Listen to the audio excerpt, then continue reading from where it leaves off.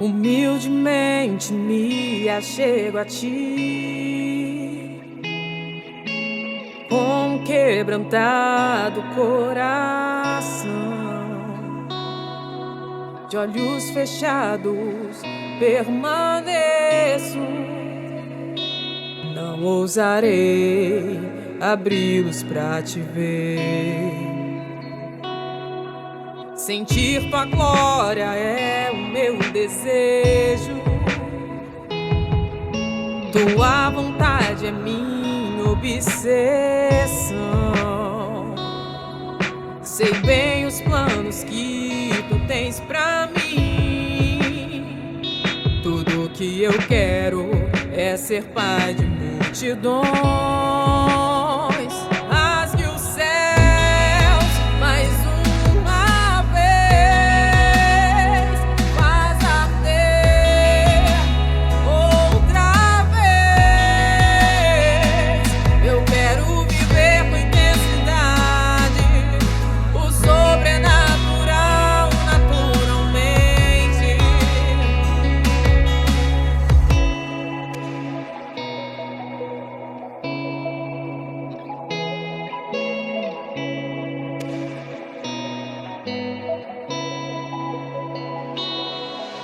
Sentir tua glória é o meu desejo, tua vontade minha obsessão. Sei bem os planos que tu tens pra mim. Tudo que eu quero é ser pai de multidões. Rasgue o céu mais uma vez, faz arder outra vez. Eu quero viver com intensidade o sobrenatural naturalmente.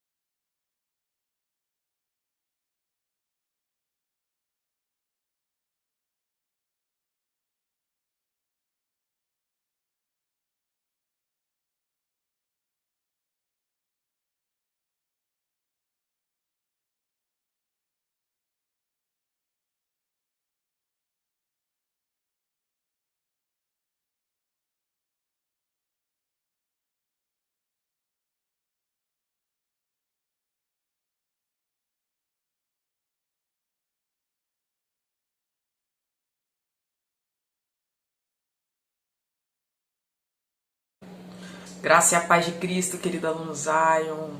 Seja bem-vindo mais uma vez ao nosso canal, à nossa plataforma digital de aulas. E eu já vou convidar você a pegar o seu caderno, pegar a sua caneta, acima de tudo a sua Bíblia. E nós vamos estar abordando uma temática muito pertinente, muito importante, né? Para o desenvolvimento espiritual, desenvolvimento da nossa comunhão com Jesus, para que possamos viver efetivamente os altos níveis que a gente tanto aborda aqui na Zion. E a temática de hoje é justamente sobre ativismo religioso versus comunhão. Quando a gente fala de ativismo, eu particularmente, a primeira coisa que me vem à mente aí é o pessoal do PSOL, né, o pessoal lá da CUT, né, o pessoal que gosta de comer o pãozinho com mortadela. Nada contra quem goste, mas isso é uma prática já reiterada, né, desses ativistas aí, sindicalistas. E quando eu falo de ativismo, eu particularmente sempre tenho essa figura na minha mente. Mas em se tratando de ativismo religioso, né, a gente pode suscitar aí como conceito sendo aquelas pessoas que têm 1 milhão de cargos, que estão em todas as atividades, né, em todos os cultos, nos 3 cultos do dia, nos 7 dias da semana. E a pessoa está dessa forma, às vezes afogada no operacional eclesiástico, achando efetivamente que isso seja um bom sinal, um sinal de comunhão, quando não é. Nós temos visto em algumas como se diz, algumas perspectivas que são feitas, né, com órgãos similares ao Datafolha, ao IBGE, né, mas dentro aí de uma realidade cristã, onde alguns estudos têm sido feitos sobre a questão do alto nível aí de ansiedade, de burnout, né, que é um tipo de ansiedade extremada, depressão, né, dentro aí de pessoas que carregam cargos eclesiásticos. E o porquê disso? Porque trabalhar para Jesus faz mal de forma alguma. Trabalhar para Jesus é o motivo pelo qual nós estamos aqui nessa terra. Para falar do amor dele, para resgatar almas para o reino dele. Mas o trabalho para Jesus, ele não pode ser sinônimo de ativismo, de estar afogado em operacional eclesiástico, estar afogado em atividades, não tendo tempo para si mesmo, não tendo tempo para comunhão, porque comunhão é diferente de atividade, ok? Eu vou chamar você agora para poder pegar a sua Bíblia. Eu estou com a minha anotação aqui no meu computador e nós vamos aí abrir em Mateus 4:10 para falar um pouquinho sobre serviço, o serviço cristão, o que é verdadeiramente servir ao Senhor, por decorrências aí de um evangelho ocidental, onde prega-se muito a questão da barganha, né? Se eu faço para Deus, Ele faz para mim. E não é bem assim, mas nós temos tido a nossa mente emancipada aqui na Zion, nós temos tido a oportunidade de crescer acima da média em Jesus, por intermédio dos conhecimentos que Ele tem nos delegado, pelos conhecimentos que Ele tem nos revelado, e nós temos chegado ao pleno entendimento, à maturidade de ruiós de Deus, entendendo que esse ativismo, entendendo que essa barganha, ela não existe. O que existe na verdade é um relacionamento. Então vamos lá em Mateus 4. Vou pedir sua licença que eu vou tomar meu chazinho.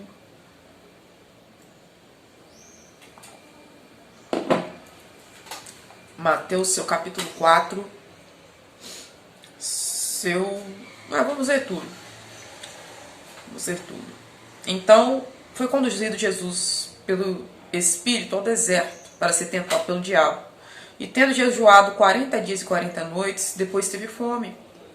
E chegando-se a ele, o tentador disse: se tu és o Filho de Deus, manda que essas pedras se transformem em pão.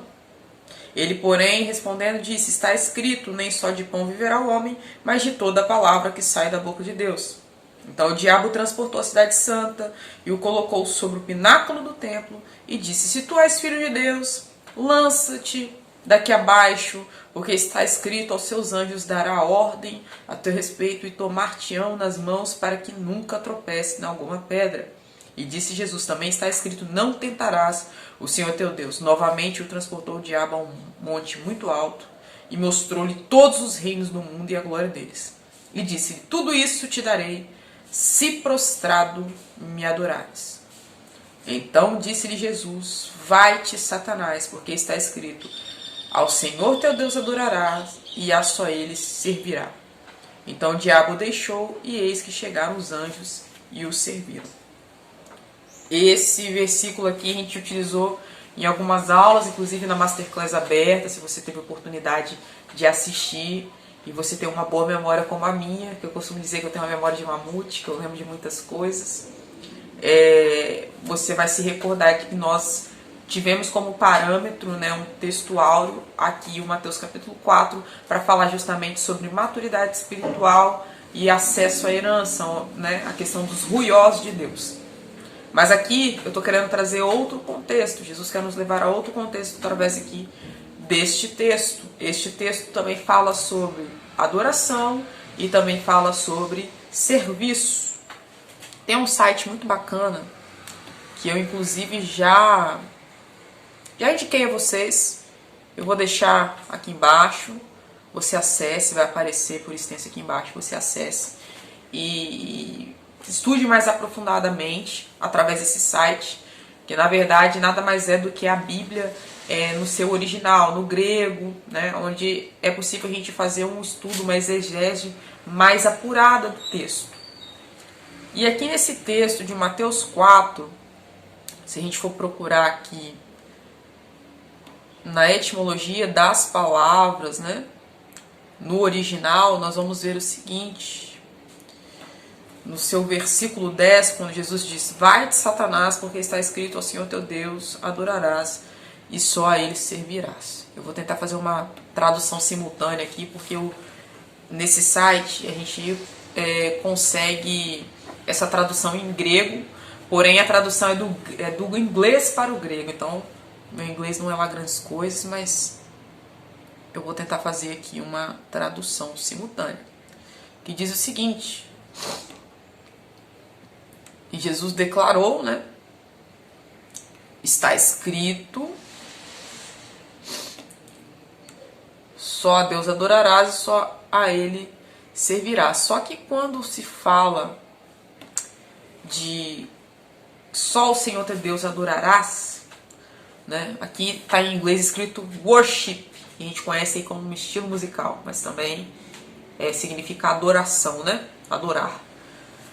Todavia, aqui no radical do texto, quando a gente procura aqui no grego, essa terminologia, worship ou adoração para nós, aqui está escrito a palavra proskuneses ou proskuneu, que é a mesma palavra que aparece lá daquela mulher pecadora que ungiu os pés de Jesus, né? Que fala ali que ela se ajoelhou e adorou, né? Adorou o Senhor. Quando aparece aquela palavra ali, adoração, né? Naquele momento em que ela estava adorando ao Senhor, aparece a palavra proskuneses ou proskuneu, que significa uma adoração excessiva, uma rendição extrema.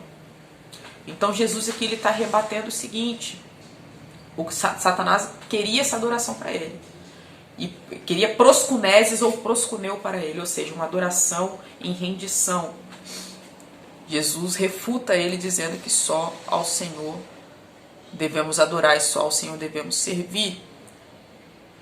E no final ele fala: só ao Senhor adorarás e só ao Senhor servirás.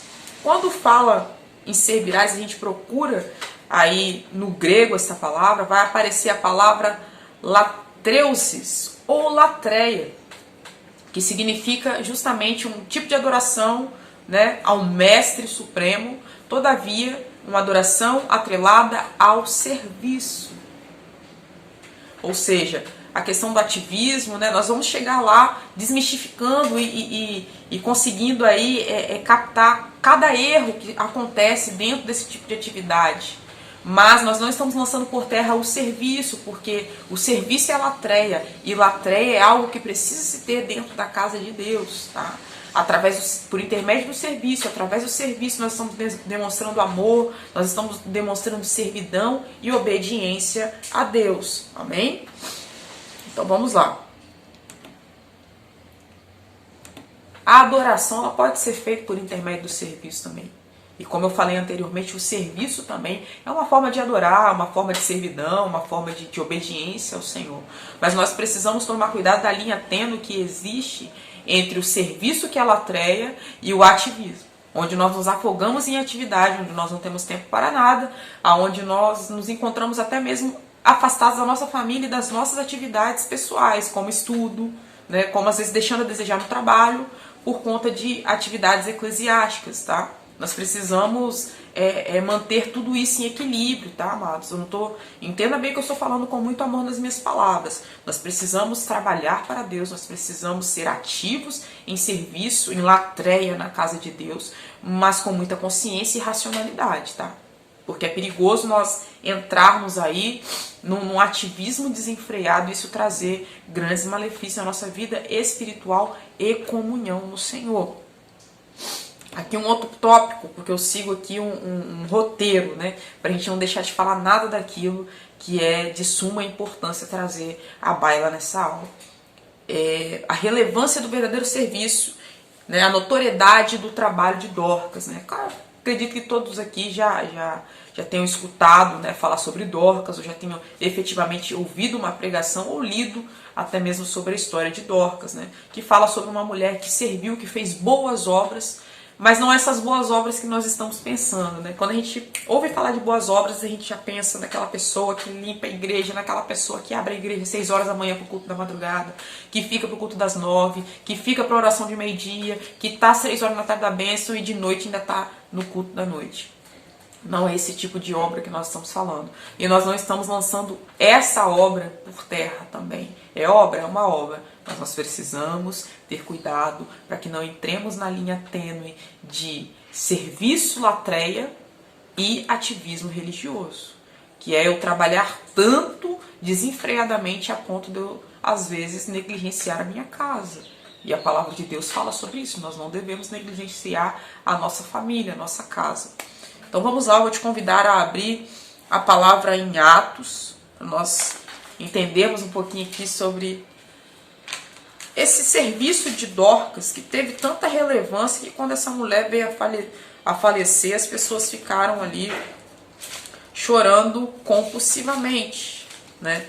E fica no livro de Atos, no seu capítulo 9, vamos lá, do 36 até o 42, que diz o seguinte, estou aqui com a minha Bíblia, abra a sua também, e diz o seguinte, Atos 9, 36 em diante. E havia em Jope uma discípula chamada Tábita, que se traduzindo disse Dorcas. Esta estava cheia de boas obras e esmolas que fazia. E aconteceu naqueles dias que, enfermando ela, morreu, e tendo lavado, a depositaram num quarto alto.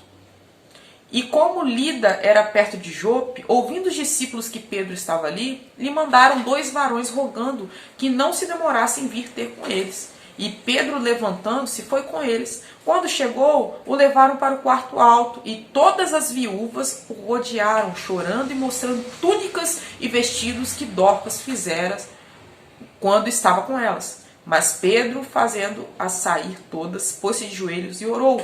E voltando para o corpo, disse, Tábita, levanta-te. E ela abriu os olhos e, vendo Pedro, assentou-se. E ele, dando-lhe a mão, a levantou, chamando os santos e as viúvas, e apresentou-lhe viva. E isto foi notório por toda Jope, muitos creram no Senhor. E ficou muitos dias de Jope com certo Simão Curtidor. Aqui fala da notoriedade do trabalho dessa mulher, né? E no texto aqui não se aprofunda, mas diz o seguinte, que essa mulher confeccionava túnicas às viúvas. E se a gente for abrir lá em Isaías, a gente precisa passear na Bíblia, eu não gosto de ficar só nas minhas palavras. Então, nós vamos para o livro de Isaías, no seu capítulo 1, do 17 em diante, que fala o seguinte, aprendei a fazer o bem, praticai o que é reto, ajudai o oprimido, fazei justiça ao órfão, tratai da causa das viúvas. Então aqui em Atos 9 fala justamente que Dorcas era reconhecida por suas boas obras. Essas boas obras haviam uma grande notoriedade sobre elas E dentro dessas boas obras que ela praticava, que ela realizava, uma delas era confeccionar túnicas às viúvas.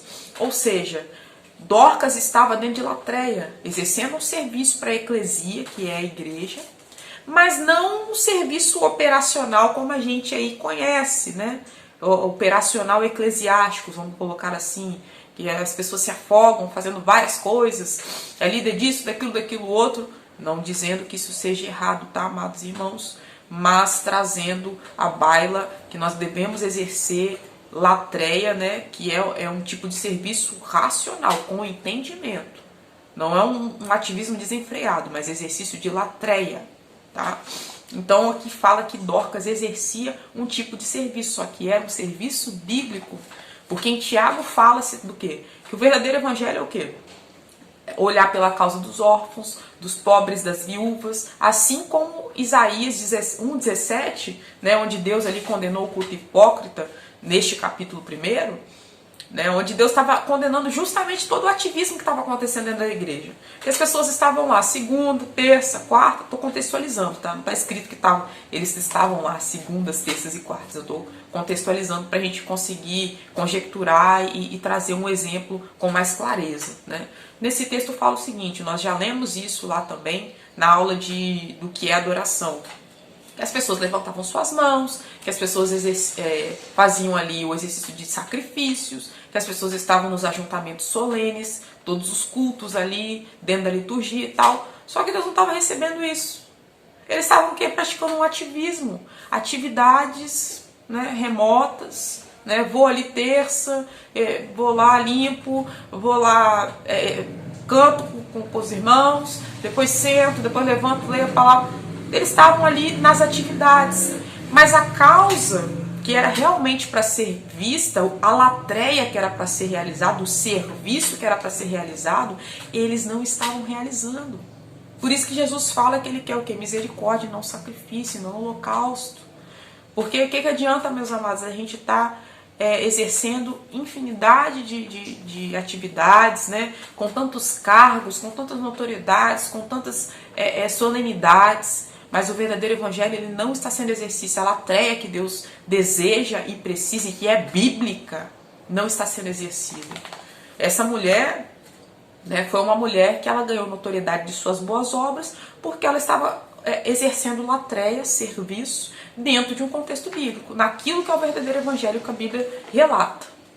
Então, fica aí a dica pra gente. Nós precisamos estar inseridos neste contexto de atividades, sim, mas atividades latreia, atividades com racionalidade, dentro do verdadeiro e puro evangelho. Outro tópico aqui que nós podemos trazer à baila aqui, a fé sem obras é morta. E a gente ouve esse texto muitas vezes, né? Só que em que contexto? Como é que funciona isso? Eu vou convidar você a abrir em Tiago 2,14 em diante, que tem por seu título justamente aqui o tópico que eu falei, que a fé sem obras é morta. E que diz o seguinte: meus irmãos, que interessa se alguém disser que tem fé em Deus e não fizer prova disso através de obras? Esse tipo de fé não salva ninguém. Se um irmão ou irmão sofrer por falta de vestuário ou passar fome, e lhe disserem, procura viver pacificamente, vai-te aquecendo e comendo como puderes, e não lhe derem aquilo de que precisa para viver, uma tal resposta fará algum bem? Assim também a fé, se não traduzir em boas obras, é morta em si mesma. Poderão até dizer, tu tens fé, mas eu tenho as obras. Mostra-me então a tua fé sem obras, porque eu te dou a prova da minha fé através de minhas boas obras. Até aí. Aqui falo, até o 26 mais ou menos, vai falar sobre isso tudo. Mas nós vamos aqui até o 18. E, gente, como que a Bíblia ela é simples e clara. Nós, com esse tipo aí de mistura, né, ocidental, de prosperidade, de coaching, que é uma coisa que está super em alta hoje, nós temos misturado alguns sofismas humanos com a Bíblia. A Bíblia é muito simples, ela é muito clara. Aqui fala o seguinte: esse tipo de fé não salva ninguém.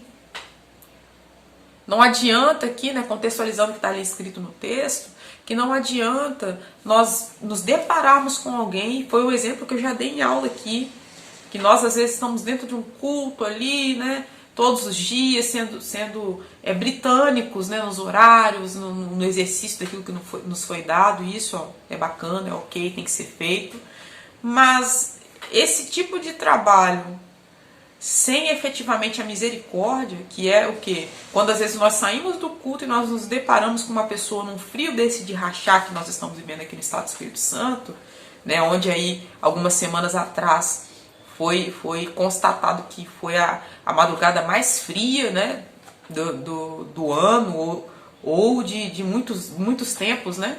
Foi feita aí uma pesquisa onde foi eleita algumas semanas atrás a madrugada mais fria da história aqui do estado.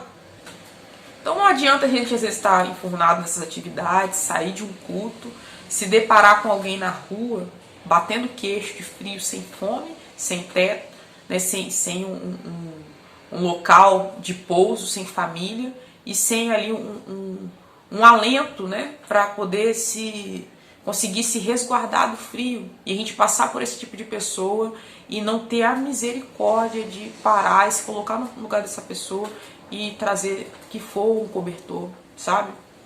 Isso daí é uma fé morta.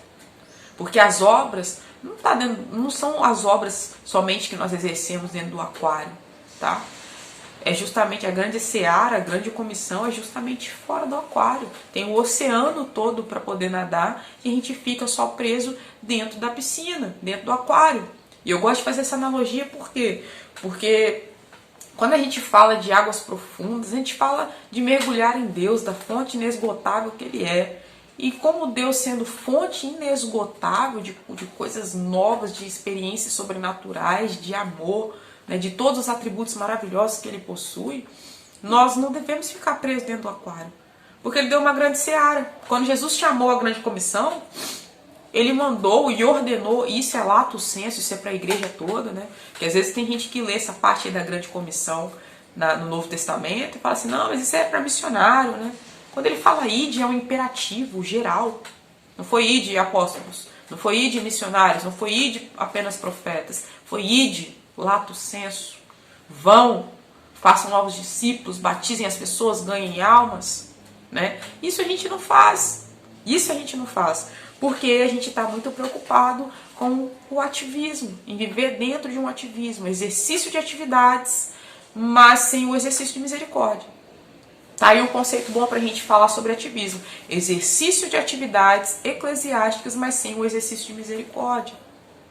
Diferentemente do que significa latreia, que é um serviço com entendimento. Eu sirvo porque eu amo a Deus. Eu não sirvo em troca de barganha humana ou até tentando barganhar com Deus. Muita gente fica, né, às vezes, refém do ativismo, refém dessa visão ativista, não por mal, tá, queridos? Eu falo por mim porque eu já passei por esse tipo de situação, eu já passei por essa fase da minha vida. Por quê?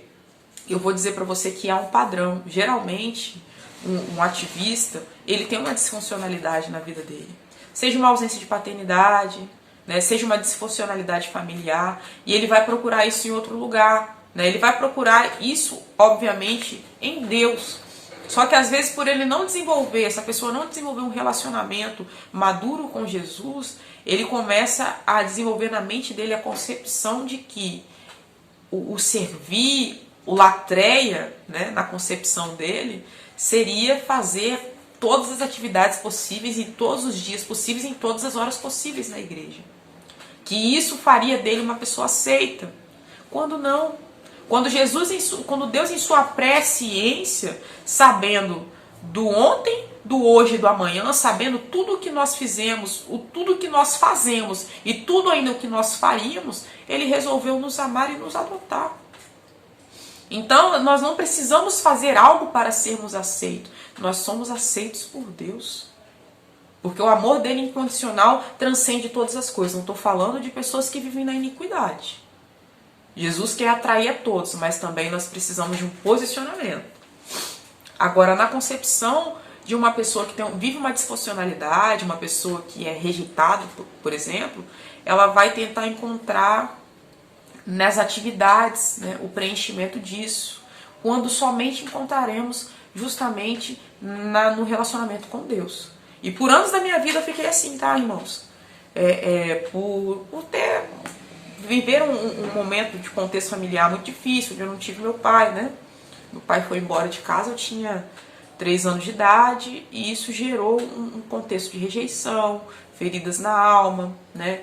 Outras situações familiares de disfuncionalidade mesmo, onde por conta até de professar a fé, eu comecei a ser rejeitada, perseguida. Então eu vivia muito à deriva da família, não porque eu queria, mas pela minha escolha em Jesus, né? Que eu não me arrependo em nem um segundo, foi a melhor escolha da minha vida. E era mister que eu passasse por aquilo para gerar testemunho, para gerar autoridade e para gerar um relacionamento com Deus, né? Isso foi muito necessário.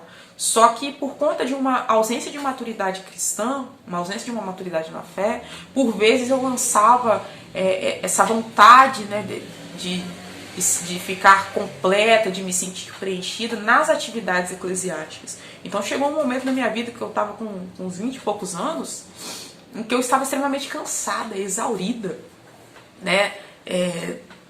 Assim, já estava entrando praticamente numa depressão, porque eu estava todos os dias na igreja, além do exercício lá da função do louvor, eu estava ajudando nos jovens, eu estava ajudando em uma infinidade de coisas, até para vocês terem noção, gabinete praticamente, que não era para eu estar resolvendo, né, situações de gabinete, eu estava lá, naquele momento resolvendo. E havia um peso espiritual sobre aquela questão que ainda não estava em tempo de ser chancelada a mim. E, no entanto, eu estava carregando, isso estava me matando. Então é importante até eu trazer para você a situação de que o ativismo desenfreado ele pode gerar uma morte espiritual, porque você vai entrando em guerras, você vai entrando ali em demasia de atividades, que querendo ou não, às vezes é estar à frente de algum departamento, que é algo muito sério, e você vai acumulando essas atividades e vai acumulando as guerras desses respectivos departamentos. Então vai vir um peso espiritual tamanho sobre você que você, sinceramente, uma hora você vai, né, definhar. E eu tive essa percepção o dia que eu chamei uma missionária para conversar, e eu falei, olha, eu estou cansada, eu estou me sentindo assim, estou me sentindo assado. E ela me trouxe, né, Deus usou ela ali com uma palavra de sabedoria para mim, falando o seguinte, filha, você está num ativismo desenfreado. Estão lançando sobre você cargos e mais cargos e mais cargos e cargas enormes, que não foram feitas para você carregar. Não é assim que funciona. Então não deixe que façam isso com você. E passei por situações também, gente, onde esse tipo de ciclo quis se repetir na minha vida, né, em uma geografia determinada que eu estive inserida, em um determinado ministério que eu estive inserida, onde se eu deixasse, se eu não me impusesse e falasse, olha, eu não vejo as coisas dessa forma, eu não acredito nessa coisa de estar ali de segunda a segunda, né, em todos os cargos, porque eu preciso hoje também dar atenção à minha família. Eu tenho uma faculdade, para quem não sabe, eu estou indo para o 7º período de Direito, então isso tudo demanda tempo. E através dessas atividades eu glorifico o nome de Deus também. Eu não sei se vocês conhecem a visão das 7 esferas da sociedade, né, dos 7 montes, né, aonde ali isso começou a ser uma prerrogativa aí dentro das instituições missionárias, né, como o Jocum e outras instituições missionárias, que eles pensam o seguinte, é a visão mais linda, a percepção mais linda que alguém pôde ter. Foi um missionário, né, americano, salvo engano, que teve essa revelação, que teve essa percepção, né, e começou a implantar, e isso perdura até os dias de hoje, que são os 7 montes, as 7 esferas da sociedade. Às vezes a gente pensa que o verdadeiro evangelho está só ali, dentro do aquário, né, quando não é. Como eu disse anteriormente, a seara é muito maior. A grande comissão foi feita para nadar no oceano e não só dentro do aquário. E o que são os 7 montes da sociedade? É a gente conseguir transcender o aquário e ir até os meios de comunicação, ir até o meio político, ir até aonde se fomenta iniciativas de arte. É conseguir ir em todas as esferas da sociedade, você me entende? Então, às vezes, né? O ativismo, a religiosidade vai te dizer, larga a sua faculdade, porque está roubando o seu tempo de estar exercendo alguma coisa para Deus. Sendo que justamente, de repente, dentro da sua profissão, né? Da sua futura profissão, você vai glorificar o nome de Deus. Você vai ser uma pessoa, de repente, que Deus vai levantar nessa terra dentro da sua profissão para poder coligar junto da sua profissão o seu chamado e você exercer o seu chamado ali dentro. Você já pensou nisso? E eu trago isso, não é coisa que achismo meu, palavras minhas, porque eu não tenho criatividade para tal. Eu vou convidar você a abrir a sua Bíblia. E eu confesso para você que eu saí um pouquinho aqui do roteiro, mas eu estou deixando fluir, porque eu quero falar justamente aquilo que o Senhor tem para falar para nós neste dia. Eu vou convidar você a abrir 2 Crônicas, no seu capítulo 14 até o 16. 2 Crônicas 14, 16. Deixa eu abrir aqui na minha Bíblia online para a gente acompanhar juntos. Para mim é um exemplo perfeito de que é possível e é bíblico, através de outras atividades nossas, outras patentes, né? Seja um advogado, seja um médico, seja um dentista, nós fazemos a utilização e exercício do nosso chamado, tá? Aqui fala o seguinte, a história de Asa, 2 Crônicas 14. E Asa fez o que era bom e reto aos olhos do Senhor Deus, porque tirou os altares dos deuses estranhos e os altos, e quebrou as imagens e cortou os bosques, e mandou a Judá que buscasse ao Senhor, Deus de seus pais, e que observasse a lei e o mandamento. Também tirou de todas as cidades de Judá os altos e as imagens, e sobre ele o reino esteve em paz. E edificou cidades fortificadas em Judá, porque a terra estava quieta e não havia guerra contra ele naqueles anos, porquanto o Senhor lhe dera repouso. Disse, pois, a Judá, edifiquemos as cidades, cerquemo-las de muros e torres, portas e ferrolhos, enquanto a terra ainda é nossa, pois buscamos ao Senhor nosso Deus. Buscámo-lo e deu-nos o repouso de todos os lados. Edificaram e prosperaram. Enfim, deixa eu ver se a gente vai... a gente vai ficar por aqui mesmo. Né? Asa foi um homem que foi levantado como rei. E Asa, dentro de seu reinado, ele poderia muito bem ficar adstrito às questões políticas, né, às questões de rei, que eram pertinentes ao rei. Mas por ser um homem temente a Deus, aquilo que era o verdadeiro evangelho, Asa implantou naquela nação. Se a gente for ler aí do capítulo 14, né, até o 16, que fala ali, que versa sobre a história de Asa, nós vamos ver o seguinte: Asa tirou até uma familiar, se eu salvo engano, a mãe dele. Asa tirou um familiar do seu posto, porque estava adorando a outros deuses. Então Asa se utilizou da patente que ele tinha, que foi o que eu falei há alguns minutos atrás, que nós podemos utilizar da patente que Deus nos dá dentro de um exercício, de repente, político, dentro de uma profissão, né? Eu vou ser advogado daqui a alguns anos, e o meu desejo e o desejo de Deus, porque eu só retornei à faculdade, porque Ele abriu as portas e porque Ele falou que isso faria parte do meu chamado. E como assim, em primeiro lugar, estava o chamado do Senhor, né, sobre as minhas vontades, eu voltei, porque eu já havia trancado por 3 vezes, havia até desistido. Mas como Deus trouxe essa revelação, me confidenciou isso, eu mais que depressa, né, me posicionei para voltar e concluir isso, né? Então Asa, dentro de um reinado, dentro de uma patente de rei, ele exerceu ali algo eclesiástico. Dentro daquela nação, ele derribou altares, ele arrancou pessoas que estavam em posição ali política, em exercício político, porque eram pessoas que se dobravam a outros deuses, e ele não poderia tolerar isso enquanto um homem, um rei, que era temente ao Senhor. Então você vê como as coisas se casam. Se a gente fosse olhar debaixo de uma visão religiosa e ativista, não. O Estado é laico, né, como dizem por aí hoje, né, não, o Estado é laico, religião é religião, política é política, reinado é reinado, igual diz o outro, religião, política e futebol não se discute. Mas quando nós somos arautos do rei, quando nós entramos na mentalidade, né, de exercício racional do serviço a Deus, que é latreia, nós entendemos que todas as áreas da nossa vida, elas precisam transcender e espelhar Jesus Cristo. Ah, se eu sou um advogado, não, mas é a minha profissão, eu vou ali contar um negocinho, uma mentirinha, mas assim, é uma técnica do direito, né? Eu sou cristã, mas assim, dentro do meu serviço, trabalho é trabalho, religião é religião. Não, sim. Não tem essa de trabalho é trabalho, religião é religião, não. A latreia vai ser exercida lá também. No momento que você estiver diante da sua posição, enquanto aí uma autoridade, um advogado, um médico, né, na sua profissão, não sei qual patente você carrega hoje, né? Mas diante da sua patente, diante da tua profissão, você vai falar do amor de Deus. Às vezes ali atendendo um cliente, vai ser por intermédio da sua vida, vai ser por intermédio do seu serviço, vai ser por intermédio da sua posição que você vai ganhar uma pessoa através de um serviço. Isso é possível.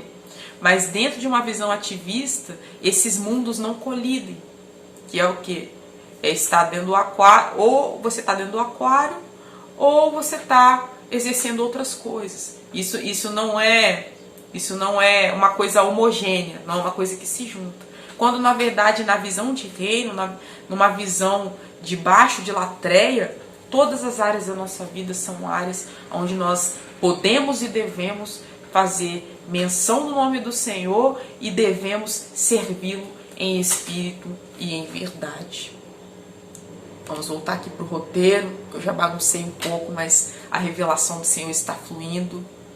E isso que é importante. E Deus me deu uma frase no momento que eu estava preparando esse roteiro, preparando essa aula, que diz o seguinte: o ativismo faz com que nós exerçamos atividades, mas não a verdadeira cristandade. E aí você pensa, né? Eu venho de um contexto, né, onde eu entrei para a igreja muito cedo, com 15 anos. Né, daqui a uns dias eu vou estar fazendo 32, dia 19 de julho, anotem aí. Estamos abertos aí a receber presentes, ficaria muito feliz, tá? Brincadeiras à parte, vocês fiquem à vontade, obviamente, para me mandar uma mensagem neste dia, onde eu ficarei muito feliz, muito grata de receber um alô de vocês. Então eu venho de um contexto onde eu entrei para a igreja com 15 anos e eu pude ver várias fases da igreja, né? Um ciclo, né? Vários ciclos da igreja. E houve uma época, né, onde tinha-se a mentalidade religiosa e ativista de que alguém não poderia estudar, fazer uma universidade, alguém não poderia fazer uma faculdade porque iria se perder. Né? Onde na verdade, a coisa era posta ao contrário, né? Porque é uma coisa que o Alessandro Vilas Boas falou e eu achei incrível. Quando eu tocar no leproso, não sou eu que tenho que ficar leproso, é ele que tem que ficar curado. Então não é diferente de você pisar dentro de um centro universitário, uma universidade, uma pós-graduação, um mestrado. Você foi feito para glorificar o nome do Senhor aonde você for. E seja através do conhecimento, seja através de uma academia, né? Academia intelectual, que eu digo, não de exercícios, mas uma academia intelectual, uma universidade. Você precisa estudar, a gente está aqui nessa terra e nós precisamos estudar, nós precisamos trabalhar, nós precisamos fluir em todas as áreas da nossa vida. E, inclusive, conseguir transcender os 7 montes. Mas isso era uma mentalidade, né, ativista, religiosa, onde as pessoas tinham medo de liberar seus filhos para poder ir para uma universidade porque achavam que ia se perder. Isso, na verdade, nada mais é que são pessoas que não tinham base bíblica, né?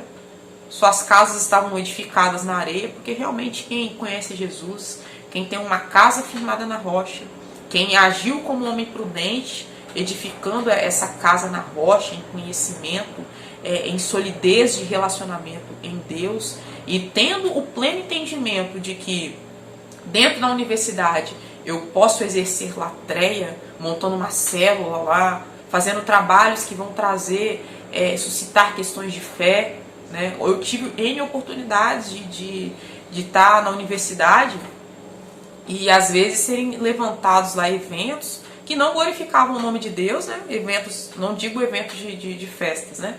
Mas eventos como fórum, mesas redondas de debate, né, onde eu sempre gostei de participar. E eu me recordo que numa dessas mesas redondas aí, num fórum, eles falaram sobre a questão da homossexualidade, né, isso faz alguns anos. O movimento não estava tão forte como nós temos visto hoje, a questão da ideologia de gênero, mas montaram uma bancada com um advogado que era visivelmente homossexual, com um homem que era ativista do PSOL e com uma socióloga, né, até uma pessoa muito importante aí na Universidade Federal aqui do Estado. E eles começaram sucintamente a falar mal da igreja, falar mal dos valores judaico-cristãos, que são os valores que nós temos no nosso coração, os valores bíblicos. E dizendo que isso devia ser lançado por terra, porque isso estava impedindo os planos deles, né, enquanto participantes dessa ideologia, de serem implantados, né. Então eu levantei minha mão humildemente, né, eu estava lá no segundo período, levantei a minha mão e fiz uma afirmação, uma pergunta capciosa, que eles foram embora sem me responder. Então, assim, o nome de Deus ele foi exaltado. Eu precisava estar naquele momento ali, dentro da universidade, com o conhecimento que Jesus nos deu, com o conhecimento bíblico que ele tem nos dado, para poder refutar isso. Porque são milhares de pessoas que têm sido o quê? Doutrinadas a partir dessas doutrinas que vêm ensinando do inimigo. Então o nome de Deus, ele pode e deve ser glorificado em todas as instâncias da nossa vida. Nós devemos sair dessa caixinha aonde, não vou fazer uma faculdade que eu vou desviar. Não, amado. Construa sua casa na rocha. Você tem condições de ir lá e ser um agente influenciador do reino, tá? O leproso precisa ficar curado e não você deve de estar enfermo, mas o leproso precisa ficar curado. Vamos correr um pouquinho aqui, porque a aula aqui hoje está dando pano para manga, mas para mim é interessante. Não é interessante quanto de tempo que você vai ficar, às vezes, aí na frente da plataforma assistindo a aula, mas é interessante que vocês chegam ao pleno entendimento, à plena maturidade em Cristo Jesus, amém? Mas nós entendemos aqui agora, até agora, né, sobre a questão de latreia e a questão de ativismo. Acúmulo de função não é sinônimo de comunhão. Eu posso estar fundado em funções eclesiásticas, mas estar morrendo espiritualmente. Isso é possível, Larissa? É possível. É possível que eu esteja afundado em N títulos e Deus não esteja me aprovando? É possível. É só você ler lá Isaías, capítulo 1, do 10 em diante, que você vai ver um povo que estava afundado em solenidades, mas que Deus estava rejeitando. Como então, Larissa, que eu faço para não incorrer aí no ativismo, me tornar um ativista, mas verdadeiramente ser uma pessoa com relacionamento e comunhão com Deus? A gente precisa trazer algumas prerrogativas, a gente precisa examinar o homem a si mesmo. E aí,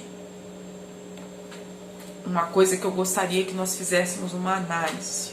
Você está com N títulos, como é que está a sua vida? Você tem tido tempo para orar? Você tem tirado um tempo de qualidade com Deus? Você tem tido tempo para meditar na palavra de Deus? Você tem tido tempo de qualidade com a sua família? Se você estuda, você está conseguindo se dedicar aos seus estudos, à academia? Se você trabalha, você tem conseguido exercer com maestria o seu serviço? São prerrogativas que nós precisamos suscitar e trazer à baila para saber se nós não estamos, de repente, afogados em funções e deixando essas outras partes a desejar. Porque se nós estamos afogados em funções e deixando essas partes a desejar, nós estamos errados, tá? E eu vou adiante, para não ficar somente nas minhas palavras. Eu vou ler aqui, 1 Timóteo 5:8, que diz o seguinte: mas se alguém não tem cuidado dos seus, e principalmente dos da sua família, negou a fé, e é pior do que o infiel, ou o ímpio, né, em algumas traduções. Eu, né, como eu já tenho testemunhado aqui nessa aula para vocês, já estive afundada desenfreadamente em ativismo, né? a ponto de não ter tempo para ter tempo de qualidade com a minha família. Mas entendo também, em contrapartida, que Deus ele me amadureceu nisso, né? Foi um momento em que, por conta mesmo da profissão da minha fé, a minha família meio que me deixou de lado, porque eu não estava mais participando da roda dos escarnecedores com ele. Não tinha como me assentar, estar em todas as atividades, mais porque eram coisas que não glorificavam o nome de Deus. E eu preferia, naquele momento, me retirar do que entristecer o coração do Senhor. Mas hoje, num contexto onde Deus ele tem obrado salvação na minha família, e hoje ele tem nos dado a incumbência de cuidar daquele rebanho, né, porque eu sou pastora, mas cuidar daquele rebanho, né, trazendo ali a responsabilidade de uma célula, onde nós temos ministrado ali semanalmente a família. Hoje, neste contexto, eu divido muito bem o meu tempo, né, para que eu não incorra ali em 1 Timóteo 5,8, para que eu não seja pior do que o infiel, pior do que o ímpio, negligenciando a minha casa. Porque não adianta eu estar afundada fazendo 1 milhão de coisas, né, achando que eu estou agradando a Deus, quando eu estou incorrendo ali em 1 Timóteo 5,8. Deus não se agrada disso, amados. Então eu tiro um tempo de qualidade para estar ministrando a palavra para a minha família, né? Porque se fosse outra pessoa, como eu vejo, como existe no nosso contexto, e nós não podemos deixar de mencionar isso, o fato de gente que fica aí pegando a agenda 30 dias, 31 dias no mês, e não tem tempo para a esposa, não tem tempo para os filhos, não tem tempo para a mãe, não tem tempo para os irmãos de sangue. Tá errado! Tá errado! Se eu estou negligenciando a minha casa, eu sou um ativista. Eu não ando em comunhão, mas eu sou um ativista. E Deus não quer isso para ninguém. Amém? Nós precisamos examinar essas prerrogativas que eu trouxe. Questão do trabalho, questão da faculdade. Como eu disse anteriormente, questão da faculdade. Você pode e deve e vai glorificar o nome de Deus através de uma patente. Então, se é uma porta que Deus abriu para você, né, eu falo por mim, eu não tinha e não tenho condições financeiras ali para pagar uma universidade de direito, que é caro. Foi a porta que o céu abriu para mim. Se eu não estou exercendo isso com louvor, se eu não estou glorificando o nome de Deus ali, exercendo com maestria, tirando boas notas, estudando, me dedicando, poxa, eu não estou glorificando o nome do Senhor, cara. Eu não estou glorificando o nome do Senhor. Se eu estou dentro do meu serviço e eu não demonstro um caráter de cristandade, né? Não chego cedo, não trato a pão de ló ali os meus chefes, por mais que eles me persigam, né? Por mais que eles possam estar, às vezes, me tratando errado, mas eu, enquanto cristão, preciso exercer o amor. Se eu não estou dentro dessas prerrogativas, cara, eu sou um religioso, eu sou um ativista. Eu já ouvi por inúmeras vezes, e isso é triste, pessoas falando, olha, eu contrato um ímpio, mas eu não contrato crente. Chega a hora que quer, me deu tombo, pererê, pororô, para você ver como que a religiosidade, o ativismo cauterizou a mente das pessoas de uma forma, de modo que eles não enxergam que esse tipo de conduta está sujando o nome do Senhor, está sujando a reputação da noiva. Só que Deus quer levantar uma nação, uma geração que louve o nome dele em todas as instâncias da vida, inclusive no trabalho. E eu conto esse testemunho para a glória de Deus. Deus sabe que não é para cantar trombeta, né? Tanto que eu estou falando aqui numa classe que é fechada. Eu me recordo que o último emprego pelo qual eu passei foi numa empresa, né? Não vou citar nome, uma questão ética. Poderia, mas não vou. Uma empresa de inteligência corporativa. E foi uma porta de Deus. Eu não tinha patente, eu não tinha curso superior para estar lá dentro, né? Sendo praticamente uma consultora de empresas, eu não tinha capacidade de nada disso. Mas o Senhor soprou meu nome e fez eu estar lá. E foi um tempo onde eu ajudei aquelas pessoas, que foi no tempo justamente de pandemia, no ano passado, e estavam passando por uma grande dificuldade, né? Como várias empresas passaram, a questão do risco iminente de quebrar. E nós auxiliamos ali através da mão de Deus, na sabedoria de Deus, nós conseguimos colocar as coisas no trilho para que aquela empresa não fechasse, e eles estão hoje, para a glória de Deus, lá prósperos, caminhando. E eu me recordo que Deus falou comigo, ó, fim do seu tempo, né? Deus ministrou no meu coração que era o tempo de eu utilizar tudo aquilo que eu aprendi lá dentro e começar a aplicar na minha vida e ter tanto sucesso quanto eles tiveram, porque eu aprendi como que se colocava numa base, uma empresa, né? E aí eu fui conversar com o chefe, agradeci por tudo, né? E me coloquei à disposição. Eu me recordo daquele homem ter chorado, falou, poxa, e eu fico emocionada, feliz, porque o nome do Senhor, ele é glorificado. Aquele homem falou para mim, olha, você é um exemplo de cristandade, nunca vi tamanha humildade em alguém, né? A gente fica triste, uma pena, mas as portas estão abertas e que você seja muito próspero no que você fizer. Então, como que o servir, gente, é lindo. O serviço, o latreia, ele é lindo. Eu falava do amor de Deus naquele lugar. E aquelas pessoas, pode ser que elas hoje ainda não estejam caminhando com Jesus, mas através de um bom testemunho, de uma latreia bem exercida, o nome do Senhor foi glorificado. E aquelas pessoas, eu tenho certeza que elas não esquecerão, né, de uma estadia de um crente lá dentro, de um crente que quer servir a Deus em espírito e em verdade. E isso com certeza vai germinar no momento certo. Então, como que o ativismo ele faz mal em todas as instâncias da nossa vida, bem como latreia, né, o exercício real do serviço puro a Deus, ele muda nossas histórias. Não só dentro do aquário, não só dentro da igreja, mas em N instâncias da nossa vida, no emprego, na faculdade, nós somos vistos com outros olhos. O nome do Senhor é glorificado poderosamente. E vamos lá. Relatos bíblicos de ativismo, para não ficar só nas minhas palavras, como sempre falo. Eu não gosto de ficar só falando de experiências pessoais, tem que ter Bíblia. E eu vou convidar você a abrir mais uma vez o livro de Isaías, capítulo 1.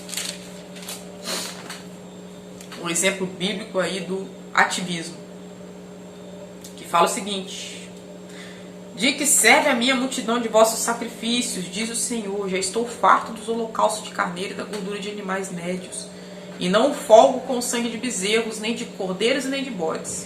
Quando vindes para comparecer perante mim, quem requereu isso de vossas mãos, que viesses pisar nos meus atos?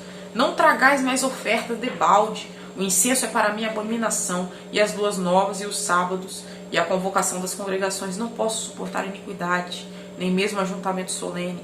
As vossas luas novas e as vossas solenidades as aborrecem a minha alma, já me são pesadas, já estou cansado de as sofrer.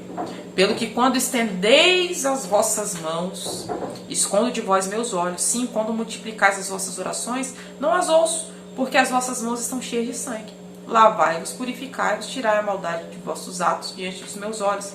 Cessai de fazer o mal. Aprendei a fazer o bem. Praticai o que é reto. Ajudai o oprimido. Fazei justiça ao órfão e tratai da causa das viúvas. Aqui a gente leu aqui quando a gente falou de Dorcas.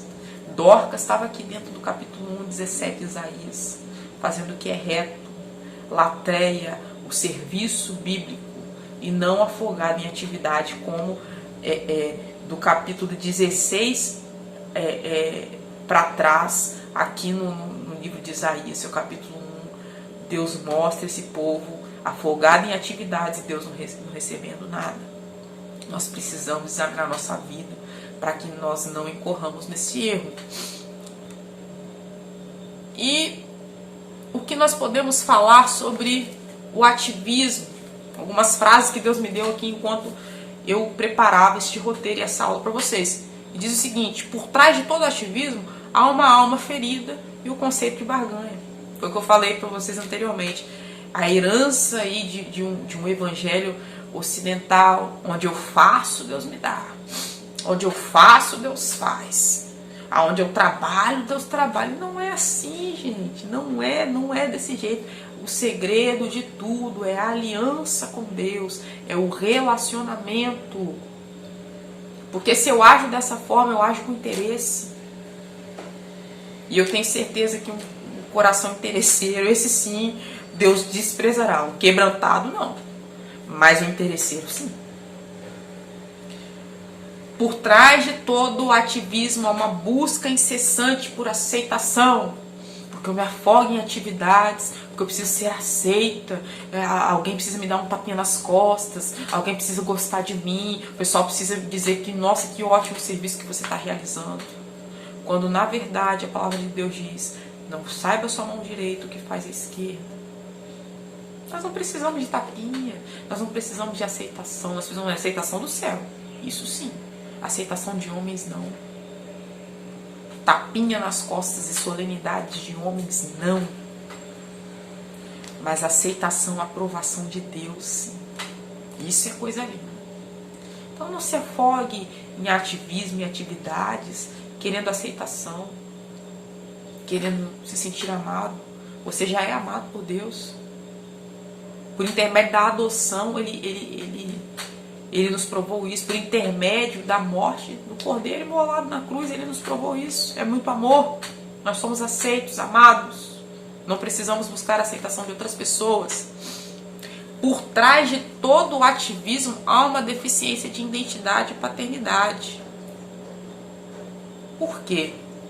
Porque não há a concepção de que eu trabalho porque eu amo.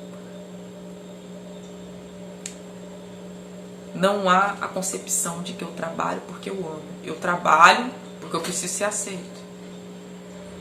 O que eu faço, Deus faz. E não é assim.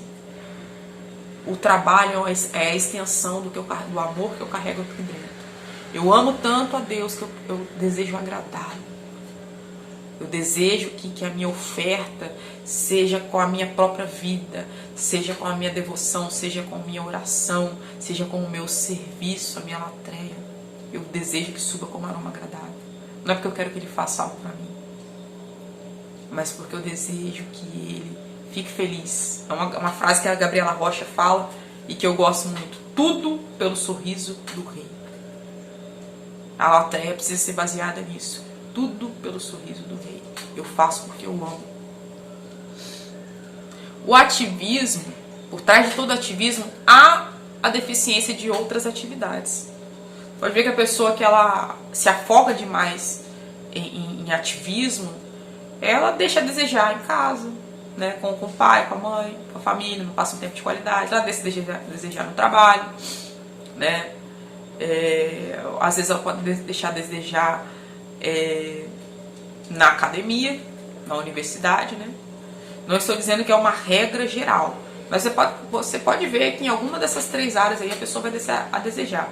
E geralmente deixa a desejar justamente no seio familiar, tá? Incorrendo lá em 1 Timóteo, que fala que nós devemos cuidar primeiro da nossa casa.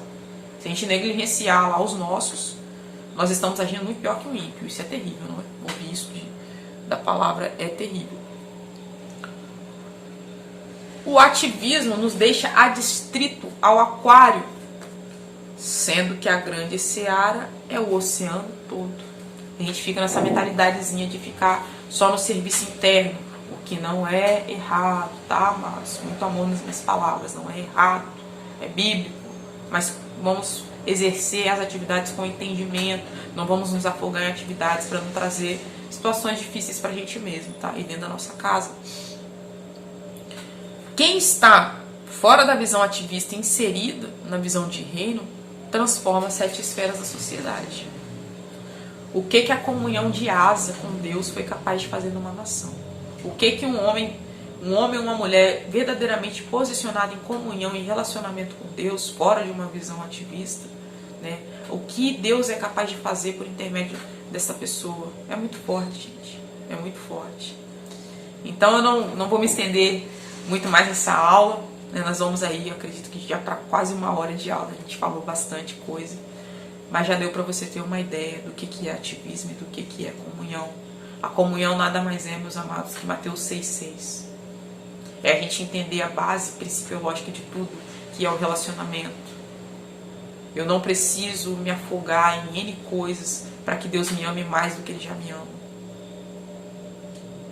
Eu só preciso viver uma vida de comunhão, uma vida de relacionamento e transcender Jesus em todas as esferas da minha vida.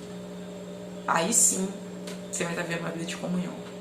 Fora disso, se você está deixando a sua família de lado, se você está negligenciando a sua casa, vamos fazer uma revisão de vida. Porque nada mais cristão do que você, de repente, que é casado, né? Às vezes seu esposo naquele momento, você convida ele para ir na igreja com você, ele chega do serviço, você convida ele para ir na igreja com você, mas ele, hoje eu tô cansado, não vou. E você fala, então tá, meu bem, o senhor me permite, eu vou. Não, querida, vá. Mas nada mais cristão do que dentro deste contexto, dessa historinha fática que eu contei, você deixar sua casa limpa, você deixar janta lá pro seu esposo e sair em paz com a sua casa em ordem. Para que não haja isso aqui, para que seu esposo depois venha falar. Quantos são os casamentos que às vezes, por falta de sabedoria, por conta de ativismo, acabam? A esposa sai, deixa os filhos de qualquer jeito, deixa o esposo de qualquer jeito, o cara chega em casa, cansado de uma jornada de trabalho e a casa está virando. Nós precisamos vigiar, nós precisamos entender que o verdadeiro culto começa dentro do nosso lar. E como isso chega com um aroma suave diante de Deus, quando a gente deixa um cenário pronto para que tudo vá bem, para que esse marido seja ministrado a começar a acompanhar a esposa ali na caminhada cristã, que às vezes é um homem que é até cristão, mas não caminha muito. E são nessas atitudes, né, de comunhão, de relacionamento, tendo visão de reino, que a gente ganha as pessoas ao nosso redor. Não é sendo uma pessoa rixosa. Tá me atrasando vendo culto? Você está sendo uma pessoa rixosa. Você está dando um péssimo testemunho. Você está sendo um ativista, um religioso. Você não está ganhando ninguém. E ainda está se perdendo. Então que fique essa aula aí para nossa revisão de vida e alinhamento. Porque Deus quer fazer grandes coisas. Amém? Eu agradeço a você pela companhia. Agradeço pelo tempo de qualidade que nós passamos em Deus. E até a próxima.